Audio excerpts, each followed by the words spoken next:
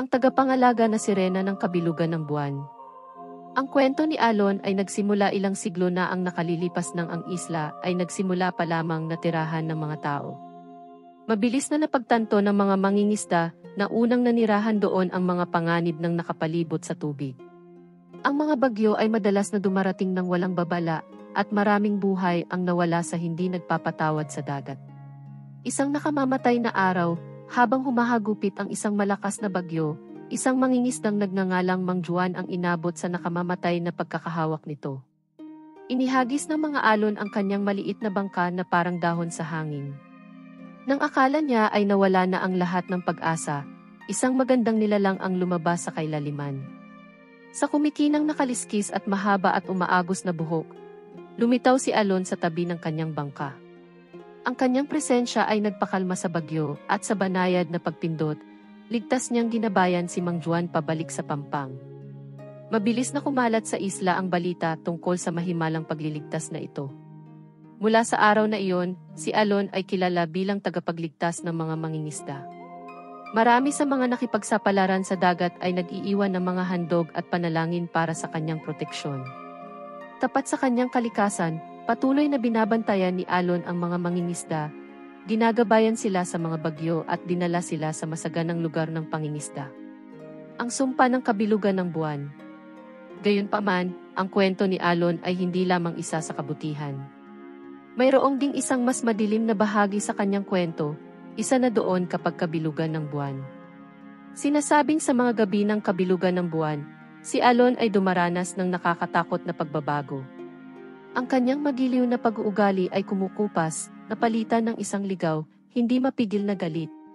Ayon sa alamat, sa mga gabing ito, ang mga mata ni Alon ay kumikinang sa nakakatakot na liwanag at ang kanyang kanta, na kadalasang matamis at nakakapawing pagod, ay nagiging isang nakakatakot na panaghoy na nagpapalamig sa puso ng mga nakakarinig nito.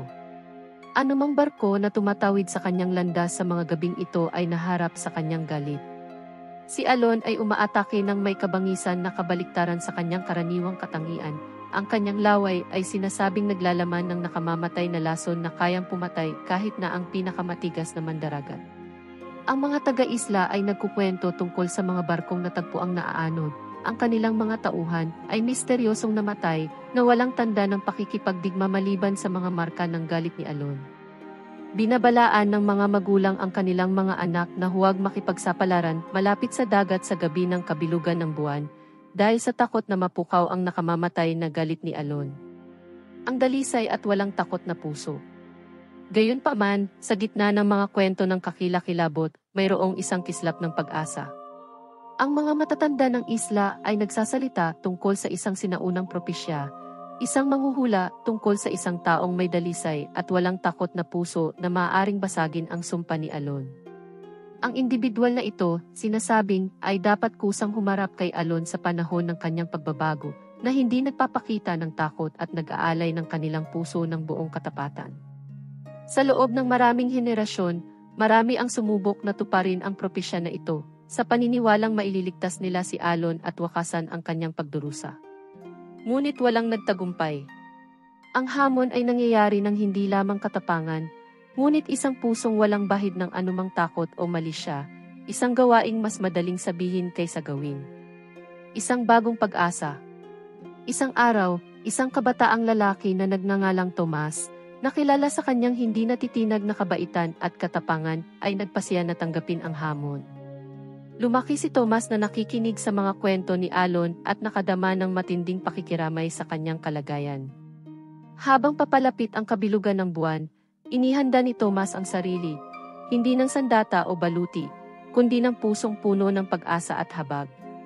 Sa gabi ng kabilugan ng buwan, si Tomas ay naglakbay sa dagat ng mag-isa, na sumasagwan patungo sa abot-tanaw kung saan sinalubong ng liwanag ng buwan ang tubig. Nang marating niya ang bukas na dagat, nagpakita si Alon, nagbagong anyo at galit na galit. Mabangis na kumikinang ang kanyang mga mata, at umalingaw sa tubig ang kanyang nakakatakot na panaghoy. Ngunit nanindigan si Tomas, matatag ang kanyang puso at hindi natatakot. Tinawag niya si Alon, nagsasalita ng mga salita ng kabaitan at pangunawa, malayang nag-aalok ng kanyang puso, sa hangaring tulungan itong makahanap ng kapayapaan. Sa ilang sandali, tila lalamunin siya ng galit ni Alon. Ngunit habang patuloy na nagsasalita si Tomas, nagniningning ang kanyang dalisay at walang takot sa puso, nagsimulang humupa ang galit ni Alon. Lumambot ang ningning sa kanyang mga mata, at ang kanyang nakakabigla na panaghoy ay naging isang malungkot na himig. Sa sandaling iyon, naalis ang sumpa. Si Alon, na ngayon ay malaya na sa kanyang paghihirap, ay nagpasalamat kay Tomas na may nakakaiyak ng ngiti.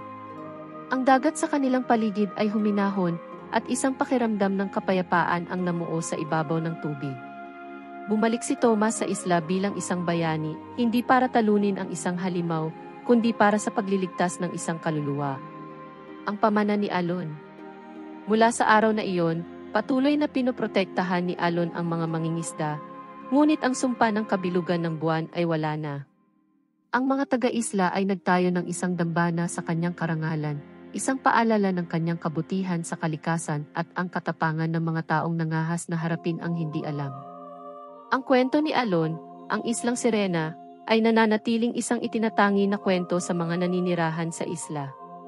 Ito ay isang kwento ng katapangan, pakikiramay, at paniniwala na kahit na ang pinakamalalim na sumpa ay maaaring basagin ng isang dalisay at walang takot na puso.